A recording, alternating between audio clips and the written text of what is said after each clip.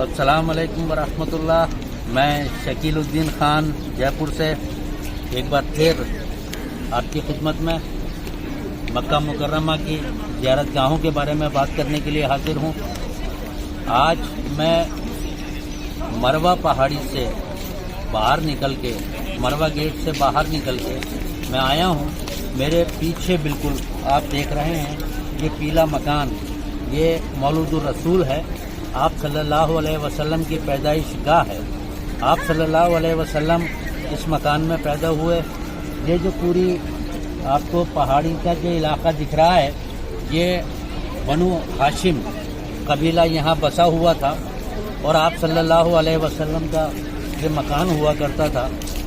اسی راستے سے آپ صلی اللہ علیہ وسلم مسجد الحرم میں آیا کرتے تھے. ایک بڑا پرانا ایک قصہ ہے، تاریخی قصہ، کہ ایک عورت آپ صلی اللہ علیہ وسلم پر کچرا پھینکتی تھی اور کافرہ عورت تھی وہ. آپ صلی اللہ علیہ وسلم پر کچرا پھینکتی تھی. ایک بار ایسا ہوا کہ 3-4 دن تک کچرا نہیں پھینکا گیا تو آپ صلی اللہ علیہ وسلم نے دریافت کیا کہ وہ عورت آج کل کہاں ہے، مجھے کچرا نہیں پھینکتی.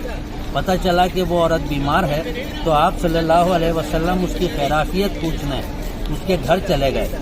جب اس عورت کو یہ پتہ چلا کہ آپ صلی اللہ علیہ وسلم اس کی خیرافیت پوچھنے آئے ہیں تو ان کے اس اخلاق سے متاثر ہو کر وہ عورت اسلام میں داخل ہو گئی.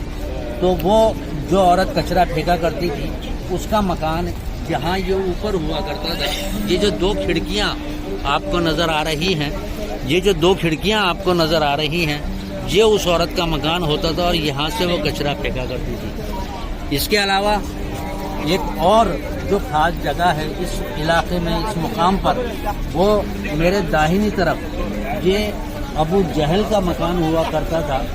ابو جہل جو کافر تھا، جو آپ صلی اللہ علیہ وسلم کا سب سے بڑا دشمن تھا، اس کا مکان ہوا کرتا تھا.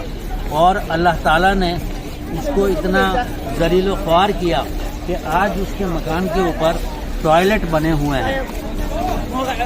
اس کے علاوہ اس ایریے میں ایک اور جو سب سے اچھی اور سب سے امپورٹنٹ چیز ہے وہ ہے یہ پیچھے جو آپ محل دیکھ رہے ہیں. یہ محل جبل ابو قبیس پر بنا ہوا ہے. جبل ابو قبیس وہ پہاڑ ہے، جب اللہ تعالیٰ نے دنیا بنائی تو سب سے پہلے جس پہاڑ کو دنیا زمین کو اتارا گیا وہ یہ جبل ابو قبیس تھا، جس کے اوپر اب یہ راج محل بنا ہوا ہے. بہت چھوٹا سا ٹکڑا اس پہاڑی کا نظر آ رہا ہے، شاید آپ کی اسکرین پر نظر آ رہا ہوگا. یہ ٹکڑا یہ جبل ابو قبیس ہے.